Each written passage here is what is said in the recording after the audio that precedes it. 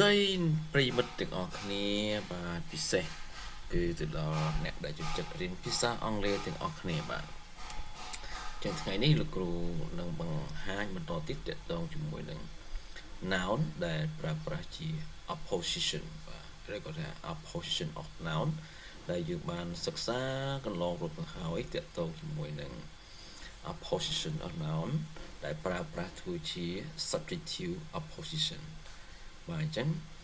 នៅក្នុង subjective opposition ហ្នឹង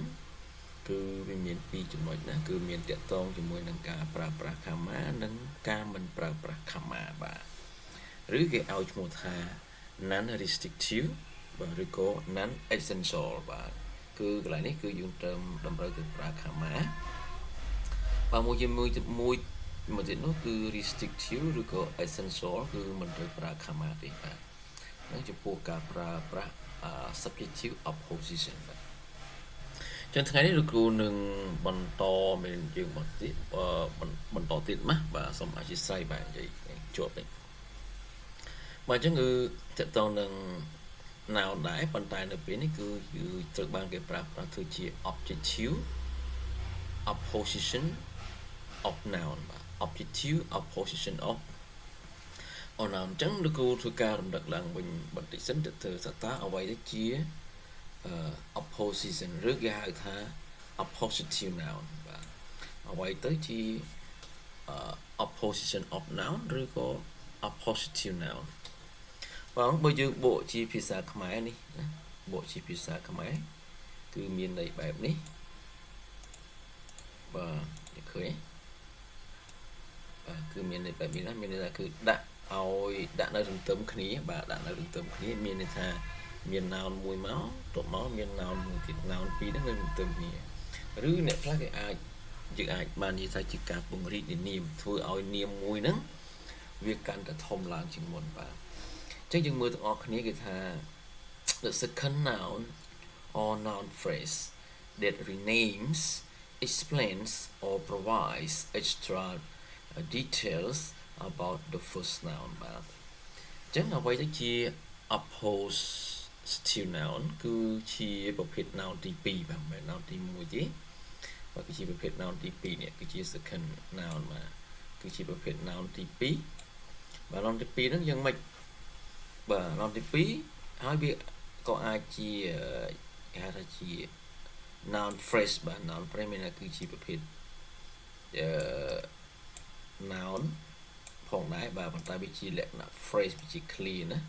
បាទចាំទៅក្រោយលោកគ្រូនឹងបង្ហាញថាតើអ្វីទៅជា noun phrase ហ្នឹងឯងបាទចឹងមួយទៀតបាទ noun ទី2ឬក៏ noun phrase វាមានកិច្ចការងារយ៉ាងម៉េចជាមួយនឹង noun ទី1បាទកន្លែងមានទី2គឺមានទី1គឺមានទូនទី1គឺ renames បាទគឺធ្វើជា rename ឬក៏បាទ rename ហ្នឹងមានន័យថាគឺផ្ដល់ឈ្មោះសារឡើងវិញបាទឲ្យផ្ដល់ឈ្មោះសារឡើងវិញទៅលើនាមទី1ហ្នឹងឯងបាទឬក៏ពន្យល់បន្ថែមបាទពន្យល់បន្ថែម explains ឬក៏ផ្ដល់ provides បាទផ្ដល់នៅព័ត៌មានលម្អិតបាទ extra details បាទ extra បន្ថែមបាទ detail លម្អិតចឹងផ្ដល់ព័ត៌មានលម្អិតបន្ថែមអំពី noun ទី1ហ្នឹងឯងបាទ the first noun អញ្ចឹងហ្នឹងហើយគេឲ្យឈ្មោះថាជា oppositive noun បាទគឺជាប្រភេទ noun ទី2ឬជា noun phrase ដែលពួកវាធ្វើការផ្ដល់នៅព័ត៌មានបន្ថែមឬក៏ឲ្យឈ្មោះសារឡើងវិញឬក៏ពន្យល់បាទអំពី noun ទី1ហ្នឹងឯងបាទហ្នឹងគេឲ្យឈ្មោះថាជា oppositive noun បាទចឹងយើងប៉ុណ្ណឹងគឺជាការរំលឹកឡើងវិញថាអ្វីទៅជា oppositive noun បាទមកឲ្យយើងឆ្ងល់អូខេផ្ដល់យើងឥឡូវយើងនឹងក្នុងលំហាត់ហ្នឹងគឺយើងនៅក្នុងមេរៀនឬក៏លំហាត់ហ្នឹងយើងនឹងបានយល់លម្អិតបន្ថែមបាទចុះនិយាយអំពី objective opposition of noun វិញកាលណា objective មានន័យថាប្រយោគហ្នឹងគឺយើងគឺមានជាកម្មបត្តិបាទ objective មានកម្មបត្តិបាទអញ្ចឹងមានន័យថា opposition ហ្នឹងគឺដើរតួនាទីសម្រាប់វាទៅបាទ rename ឬក៏ explain ឬក៏ provide extra detail ទៅឲ្យ object របស់យើងចឹងឡើយយើងមើលបងនេះថា the object opposition of noun modifies the object of this sentences okay the sentence okay therefore it is directly plus after the object verb ចឹងចំពោះopposition objective opposition of noun គឺវា modify ឃើញទេគឺវាបង្គ្រប់អត្ថន័យបាទទៅឲ្យណាគេទៅឲ្យ object នៅក្នុងប្រយោគនឹងឯងបាទអញ្ចឹងយើងត្រូវរក object ឲ្យឃើញការងារសំខាន់របស់យើងនៅក្នុងចំណុចហ្នឹងគឺរក object ឲ្យឃើញតើ object របស់យើងហ្នឹងមួយណាណាហើយនៅពេលដែលយើងដាក់ noun នៅពេលដែលយើងដាក់ oppose season មកឬក៏ oppositive noun មកគឺដាក់ឲ្យនៅក្បែរទៅនឹង object នោះតែម្ដងបាទហើយយើងមើលឧទាហរណ៍ណាមើលឧទាហរណ៍ examples បាទ example គេថា we admire our instructor Mr. Jackson ការងារចម្បងរបស់យើងគឺរក noun ដែលដើរតួជា object ឲ្យឃើញសិនបាទឥឡូវយើងមើលដើម្បីរក object ឲ្យឃើញយើងសួរដេញតទៅថាអញ្ចឹងដើម្បីរក object របស់នៅពាក្យនៅក្នុងប្រយោគនេះឃើញនៅ scroll verb តើពាក្យមួយណាជា verb បើយើងអានប្រយោគនោះទៅយើងឃើញថាមានពាក្យមួយគឺ admire បាទ admire គឺស្រាប់ពាក្យវាជា verb បាទដែលពណ៌នេះឲ្យប្រធានរបស់យើង we អញ្ចឹង we ជា subject ណា we ជា subject ហើយចំណែក admire ហ្នឹងគឺជា verb បាទអញ្ចឹងយើង verb យើងបនអសរសារណាបាទពីសរសើរគឺត្រូវការកម្មបត្តិមួយបាទគឺ we admire our instructor គេអញ្ចឹងសរសើរអ្នកណាគេបាទនេះគឺពាក្យ instructor អញ្ចឹង instructor នេះបាទ instructor នេះគឺជាកម្មបត្តិហើយបាទដោយសារវារងអំពើពីគេសព្ទសរសើរអញ្ចឹងនៅពេលយើងចង់ប្រើជា opposition បាទយើងត្រូវដាក់ក្បែរនៅobject របស់យើងបាទអញ្ចឹងនេះគឺជា object ណានេះគឺជា object របស់យើង object អញ្ចឹងទៅមកយើងដាក់ noun មួយទៀតមកឬក៏ជា noun friend នៅក្បែរនឹងមកគឺ Mr. Jackson អញ្ចឹង Mr. Jackson នេះគឺយ៉ាងម៉េចគឺវា modify ឬក៏វា rename ផ្ដល់ឈ្មោះសាជាថ្មីឬក៏ផ្ដល់នៅ extra detail បាទព័ត៌មានលម្អិតបន្ថែមទៀតទៅឲ្យ noun ហ្នឹងឯងបាទឃើញទេអញ្ចឹងinstructor គឺជាពីណាគេបាទគឺជាលោក Jackson បាទអញ្ចឹងលោក Jackson ហ្នឹងគឺជា noun ទី2ហើយបាទនេះ noun ទី2ដែលពិពណ៌នារៀបរាប់ឲ្យ noun ទី1ឃើញគេដាក់គឺគេហៅថាពង្រីកឯងគេដាក់ពង្រីកname instructor ហ្នឹងឲ្យកាន់តែវែងឡើងប្រយោគហ្នឹងវាវែងហើយមានន័យកាន់តែលម្អិតថែមទៀតបាទអញ្ចឹងហើយភាសាខ្មែរយើងក៏មានដែរកន្លែងហ្នឹងណាអញ្ចឹងនេះហើយគេឲ្យឈ្មោះ Mr. Jackson ហើយគឺជា objectives បាទ objective opposition of noun ហ្នឹងឯងគឺវាប្រើជាលក្ខណៈពង្រីកទៅឲ្យកម្មបត្តិរបស់យើងបាទកម្មបត្តិរបស់យើងពង្រីកផ្ដល់ព័ត៌មានបន្ថែមឲ្យកម្មបត្តិរបស់យើងគឺ Mr. គឺ instructor នេះឯងអូខេសង្ឃឹមថាយើងយល់ណាអត់យល់ទេយើងមើលឧទាហរណ៍មួយទៀតបាទ Now I am reading advanced grammar my book បាទអញ្ចឹងយើងមើលជំហានដំបូងយើងទៅរក object ឲ្យឃើញសិនបាទដើម្បីរក object ឃើញយើងក៏ទៅ scroll verb ដែរ verb ពួក object វារងអំពើពី verb តើ verb របស់យើងមួយណាអញ្ចឹងយើងអានប្រយោគទៅ Now I am reading បាទយើងឃើញមានពាក្យ reading បាទ reading នេះគឺជា verb បាទ reading គឺជា verb គឺគាត់អានអ្វីអញ្ចឹងគ្រូចង់បង្ហាញដែរថាដើម្បីស្វែងរកកម្មបត្តិគឺមួយយើងយកពាក្យអ្វីទៅសួរនៅក្នុងប្រយោគហ្នឹងហៅ what តែគាត់អានតែគាត់អានអ្វីគឺគាត់អាននេះគេបាទគឺគាត់អាន advanced grammar អញ្ចឹង advanced grammar គឺជាចម្លើយជាមួយសំណួរ what អ្វីហ្នឹងអញ្ចឹងវាគឺជាកម្មបត្តិអញ្ចឹងបើសិនជាយើងក្នុងប្រយោគហ្នឹងយើងចង់សរសេរឲ្យមាន objective opposition គឺយើងគ្រាន់តែដាក់ comma មួយមកហើយយើងថែម noun ឬក៏ noun phrase មកបាទដូច my book អីគឺជា noun phrases បាទគឺជា noun phrases ជិះដាក់មកធ្វើអីដើម្បីមកពង្រីកទៅឲ្យ object របស់យើង advanced grammar ហ្នឹងឯងបាទហ្នឹងមានន័យអញ្ចឹងណាគឺពីពណ៌នេះរៀបរាប់ឲ្យអំពី advanced grammar ឬសារ advanced grammar គឺជា object ឲ្យ verb របស់យើង read អូខេសង្ឃឹមថាយល់ណាអញ្ចឹងគឺគេប្រើ objective of position of noun ហ្នឹងមានលក្ខណៈបែបហ្នឹងបាទបន្តមកទៀតdo you want to meet Mr. Zucker the writer of this book បាទអញ្ចឹងយើងមើលដើម្បីរកតាពាក្យមួយណាគឺជា objective of position យើងទៅរកមើលតាមួយណាគឺជា verb នៅក្នុងប្រយោគហ្នឹងបាទ do you want បាទ want ក៏ verb to meet បាទ meet នេះ to meet ណាបាទ meet នេះជា verb យើងមកថាជួបបាទជួបពីជួបយើងអាចស្វែងរកកម្មបត្តិយើងអាចប្រើសំណួរពីរដែលប្រើពាក្យ who ឬក៏ what ចំពោះមនុស្សយើងប្រើ who ឥឡូវ meet who do you want to meet ជួបពីណាគេអញ្ចឹងគឺ Mr. គេ Zucker អញ្ចឹង Mr. Zucker នេះបាទគឺជាចម្លើយរបស់សំណួរដែលប្រើជាមួយ who ស្វែងរក object អញ្ចឹង Mr. Zucker នេះគឺជា object បាទគឺជា object ឲ្យគេសពរបស់យើង meet បាទអញ្ចឹងយើងចង់ប្រើប្រាស់ objective of position យើងក៏ដាក់ comma មួយមកយើងអាចដាក់ជា noun ឬក៏ជា noun phrase the writer of this book នេះវាគឺជា noun phrase អានេះគឺវាផ្ដល់នៅ extra detail ផ្ដល់នៅព័ត៌មានលម្អិតបន្ថែមឬក៏វា rename ឬក៏វា explain ឬក៏ modify ទៅឲ្យ Mr. Zucker នោះថាជានរណាគេណាគឺ the writer of this book គឺជាអ្នកនិពន្ធនៃសៀវភៅនេះអូខេយល់បាទនេះគេឲ្យឈ្មោះថាជា objective of position បាទសង្ឃឹមថាអ្នកនរគ្នាយល់ហើយនៅក្នុងobjective of position ហ្នឹងបាទគឺវាកំណត់ទៅតាមប្រភេទនៃ object របស់យើងបាទនេះគេថា objective of position by object type បាទ object type យើងnói object គឺវាអាចមាន3គឺវាមានភេទនៃ object របស់យើង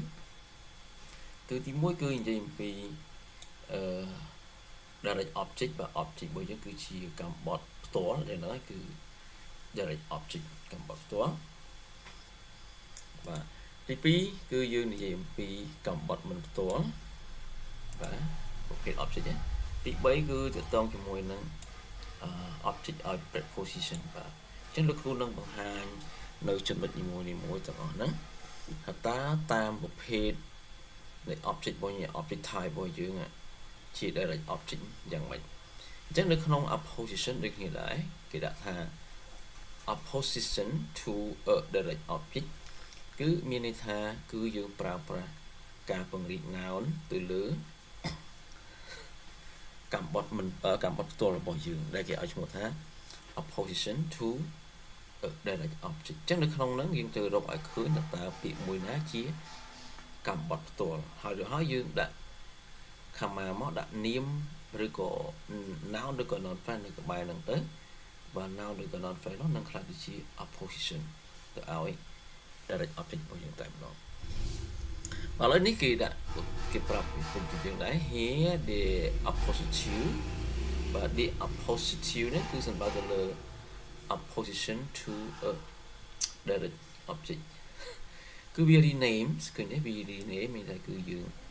ផ្ដល់ឈ្មោះឲ្យពួកគាត់ហ្នឹងនៅជាឡើងវិញមកទៅលើ noun បាទទៅលើ noun that receive the action បាទ receive the action នេះគឺសំដៅទៅលើ receive the action of the verb នេះគឺទៅលើកម្មបត្តិ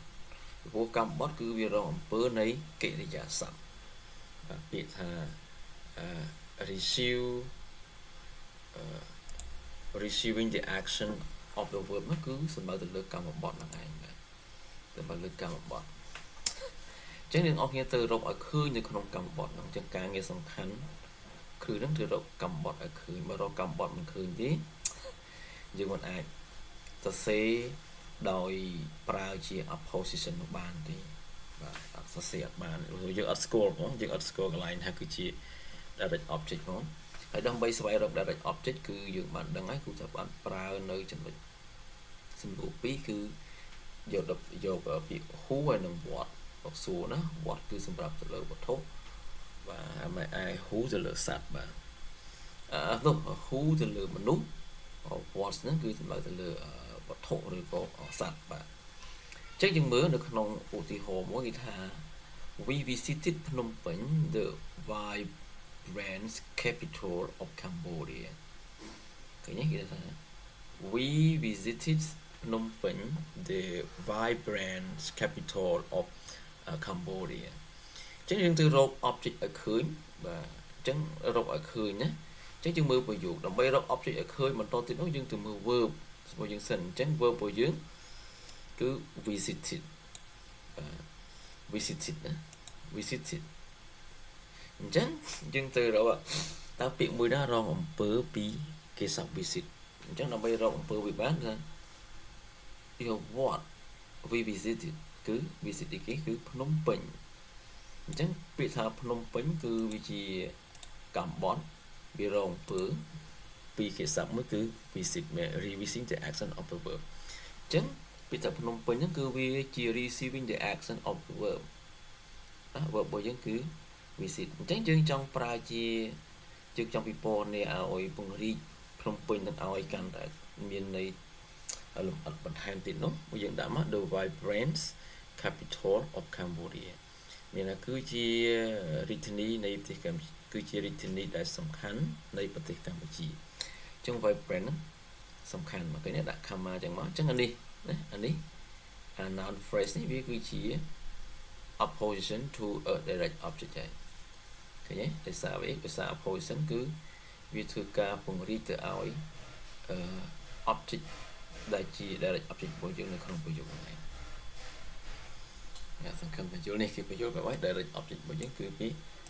ភ្នំពេញជា direct object ណាចំណែក oppositive objective opposition របស់យើងគឺ the vibration capital of Cambodia example ទី2បាទគឺshe bought a new phone Oppo A3 បាទអញ្ចឹងយើងទៅរក object ឲ្យឃើញបាទមុនរក object យើងមើល verb សិនបាទ verb របស់យើងគឺ bought បាទ bought what did you bought អ្នកទិញអីគឺ phone បាទ phone ណានេះគឺ phone នេះមិនខាយណា sorry គឺ phone បាទគេ phone ណាអញ្ចឹង phone នេះគឺជា object បាទគឺជា object គឺជា object ឲ្យគេស័ព្ទរបស់យើងគឺ bought បាទអញ្ចឹងយើងដាក់ opposition មួយយើងមកគឺ Oppo A73 A73 បាទឃើញទេនេះ object របស់យើងណាអញ្ចឹង A73 នេះគឺជា objective oppositive បាទនេះអូខេអ្នកនរគ្នាយល់ទេបាទបើសិនជាយល់បាទសូមកុំភ្លេចជួយចុច subscribe ម្នាក់មួយផងបាទចំណុចបន្តមកទៀតនោះគឺ opposition ដែរប៉ុន្តែ opposition ទៅលើ indirect object វិញបាទ indirect object សំដៅទៅលើកម្មបត្តិដែរប៉ុន្តែគឺជាកម្មបត្តិមិនផ្ទាល់ទេមានថាវារងអំពើពីគេសពដែរប៉ុន្តែអត់ផ្ទាល់ទេអត់ផ្ទាល់យ៉ាងម៉េចបាទយើងមើលខាងក្រោម here the oppositive បាទទីនេះគឺ oppositive នេះអានេះសំដៅទៅលើ opposition to a direct object ក៏បើវា rename ដូចតែគ្នាទេទៅលើ noun ដែល receive direct object បាទគឺទៅរងគឺជា noun ដែលរងដោយគេស័ព្ទបាទដោយប្រយោលបាទកម្មបត្តិដោយប្រយោលអញ្ចឹងគេរងដល់ឧទាហរណ៍មួយគេស័ព្ទមួយគេថា I gave យើងបត់ទៅដល់ឲ្យអញ្ចឹងគេស័ព្ទ gave គឺធ្វើការកម្មបត្តិ2បាទអញ្ចឹងកម្មបត្តិ2ច្រើនគឺមានកម្មបត្តិផ្ទាល់និងកម្មបត្តិមិនផ្ទាល់ឥឡូវ gave សុចិតាបាទសុចិតាមួយទៀត give ទៀតគឺ the book បាទគឺគាត់ឲ្យរបស់2បាទទី1ឲ្យសុចិតាហើយនឹងសុភៅយើងគិតមើលឲ្យយើងគិតថាឥឡូវពាក្យហ្នឹងមួយណារងផ្ទាល់មានថាឲ្យមុនដល់សួរថាឲ្យខ្ញុំឲ្យអីមុនមិនឲ្យមុនទេ ហើយអំណោយហ្នឹងมันទៅដល់សុចិតាក្រោយអញ្ចឹងពាក្យ the ចឹងពាក្យថា the textbook នេះគឺជាកម្មបទផ្ទាល់បាទគឺជាកម្មបទផ្ទាល់ចំណែកឯសុចិតាហ្នឹងគឺជាកម្មបទមិនផ្ទាល់អញ្ចឹងនៅក្នុងហ្នឹងកម្មបទផ្ទាល់យើងអាចដាក់ថា do បាទ do ចំណែកឯកម្មបទមិនផ្ទាល់យើងថាគឺជាio ខ្ញុំសតកាត់ណាខ្ញុំក៏ដាក់អញ្ចឹងដើម្បីយើងដឹងថា io នោះគឺជាកម្មបទមិនផ្ទាល់ហើយ do គឺជាកម្មបទផ្ទាល់អញ្ចឹងយើងមើល apportion របស់យើងគឺបដោតទៅលើគឺពីពណ៌នាទៅគឺវាពង្រីកទៅឲ្យកម្មបទមិនផ្ទាល់ណាគេមើលថា I gave Sochita បាទតែមកដាក់ comma មួយមកបាទគេនេះ comma មួយមក my brightest student បាទ brightest student ជាសិស្សដែលឆ្លាតបំផុតរបស់ខ្ញុំអញ្ចឹងពីថា my brightest student ហ្នឹងគឺពិពណ៌នាឲ្យពីណាគេពិពណ៌នាឲ្យtextbook ឬក៏Sochitaឲ្យSochitaបាទអញ្ចឹងអានេះដែលពិពណ៌នាឬក៏បញ្ជាក់អត្ថន័យឬក៏រៀបរាប់ឬផ្ដល់ព័ត៌មានអត់បន្ថែមទៅឲ្យ noun របស់យើងមួយគឺSochitaហើយSochita ហ្នឹងគឺជាកម្មបទមិនផ្ទាល់គឺជា indirect object ឲ្យគេសព Q នេះឯងណាបាទអញ្ចឹងmy price student ហ្នឹងគឺជា opposition ជា opposition to indirect object បាទហ្នឹងគេចង់និយាយអញ្ចឹងណានេះគេប្រាប់ឲ្យ indirect object របស់យើងគឺSochitaបាទវារងមិនផ្ទាល់នៅដោយគេសពរបស់យើងគឺ Q មកពី Q នឹងឯងបាទសង្ឃឹមថាយល់ណាហើយ opposition របស់យើងគឺនេះ my price student នេះ another example បាទយល់តែមួយក៏យើងផ្សេងក៏យើងយល់ដែរ The committees awarded Dara a local artist the first prize បាទឥឡូវយើងមើលនេះវាមួយណាជាកម្មបទផ្ទាល់បាទ committee គណៈកម្មការបាទ awarded ផ្ដល់រង្វាន់ទៅឲ្យអ្នកណាទេបាទទៅឲ្យតារាអញ្ចឹងតារាគឺជាកម្មបទហើយបាទអញ្ចឹង awarded នេះគឺជា verb ផ្ដល់រង្វាន់ទៅឲ្យតារាបាទតារាគឺជា object ដែរចុះទៅឲ្យដល់រង្វាន់អីគេបាទ what's the prize ផ្ដល់នៅរង្វាន់ដំបូងបាទ the first prize បាទរង្វាន់ទី1បាទយើងបានផ្ដល់តារានៅរង្វាន់ទី1បាទអញ្ចឹងយើងផ្ដល់ពាក្យថាតារានេះគឺរងប្រយោលរងមិនផ្ទាល់ពីគេសាប់ award នឹងទេទេអញ្ចឹងយើងក៏ចង់ទៅយើងចង់ទៅសេដោយប្រើ opposition នោះគឺបើសិនយើងចង់ពង្រីកទៅឲ្យកម្មបទមិនផ្ទាល់របស់យើងគឺយើងដាក់ comma មួយមកដាក់ a local artist បាទតារាហ្នឹងគឺជាបានគឺជា local artist ណាគឺអ្នកជាងគំនូរនៅក្នុងស្រុកភូមិយើងទេបាទហ្នឹងហើយគឺជា local artist ហ្នឹងហើយគឺជា opposition បាទ to a direct object បាទអូខេមកក្រោមទៀតគឺជាចំណុចបញ្ចប់នៃ objective types របស់យើងហ្នឹងប្រភេទ object របស់យើងគឺយើងប្រើ opposition ដែរយើងជាមួយនឹងកម្មបទទៅឲ្យធ្នាក់បាទកម្មបទទៅឲ្យធ្នាក់មានន័យថាយើងទៅស្គាល់ហើយធ្នាក់បាទពាក្យថាធ្នាក់ហ្នឹងមានអីខ្លះណាមាន in out at ហើយនឹង between ហើយនឹង behind ហ្នឹងអញ្ចឹងពាក្យដែលនៅខាងក្រោយ preposition ទាំងអស់ហ្នឹងហើយជា noun អាហ្នឹងសុទ្ធតែជា object of preposition ហើយអញ្ចឹងយើងមើលការបញ្យល់របស់គេ here the oppositive renames the noun following preposition បាទទីនេះ oppositive គឺវា rename ទៅដែរមកទៅឲ្យ noun ទាំង line ណាដែលនៅបន្ទាប់អំពី preposition ពីធ្នាក់របស់យើងហើយយើងមើល we stay in Siem Reap historic towns near Angkor Wat អញ្ចឹងយើងមើលដើម្បីរក object មួយណាជា object មួយណាជា preposition អញ្ចឹងយើងមើលនេះ in គឺជា preposition ហើយ Siem Reap នេះគឺជា noun អញ្ចឹងមានន័យថា noun របស់យើងដែលនៅបន្ទាប់អំពី preposition នេះវាគឺជា object ហើយគឺជា object ឲ្យ preposition in របស់យើងឯងអញ្ចឹង noun ហ្នឹងសម្រាប់ហ្នឹងគឺជា objective of preposition តែម្ដងហើយយើងចង់ប្រើជា opposition ចង់ប្រើពង្រីកនាមពង្រីកបន្ថែមជាមួយនឹងសម្រាប់នឹងឲ្យសម្រាប់ពីថាសម្រាប់យើងនិយាយបន្ថែមអំពីពាក្យសម្រាប់នឹងយ៉ាងម៉េចនេះយើងដាក់ comma មកយើងប្រើជា noun ឬក៏ noun phrase មកពីយើងធ្វើបែបហ្នឹងគឺដាក់ថា a historic town near Angkor Wat ឃើញទេបាទអញ្ចឹង history town near Angkor Wat នេះគឺជា opposition ដែរពីពណ៌នេះឲ្យអីគេវា rename ឲ្យអីគេឲ្យសម្រាប់ឲ្យសម្រាប់ហ្នឹងគឺជា object ឲ្យគេឲ្យ preposition របស់យើង in បាទនេះណាគេបញ្យល់ប្រាប់យើងហើយបាទអូខេឧទាហរណ៍បន្តមកទៀតណា they spoke with Mr. Sok the school principal បាទឥឡូវយើងមើលpreposition របស់យើងសិនបាទ preposition របស់យើងគឺ with with ហើយ noun នៅខាងក្រោយ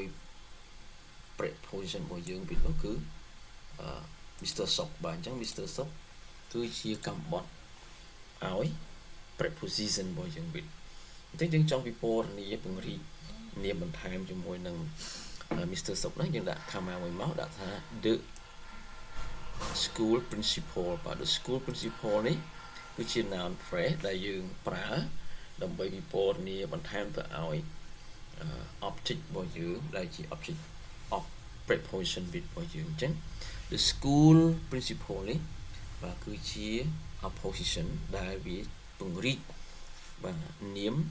ដែលដើរតួជាកម្មបត្តិឲ្យ with នៅក្នុងប្រយោគរបស់យើងឯងបាទអញ្ចឹងលោកគ្រូបង្ហាញប៉ុណ្ណឹងណាជាមួយតាក់ទងទៅនឹងការប្រើប្រាស់ opposition ជាមួយនឹង noun បាទសង្ឃឹមបងប្អូនគ្នាយល់បើសិនមិនយល់អាចសួរនៅ comment សួរក្នុងវីដេអូខាងក្រោមបានបាទយើងមានតែប៉ុណ្្នឹងទេចឹងបាទសូមអរគុណច្រើនសូមជម្រាបលា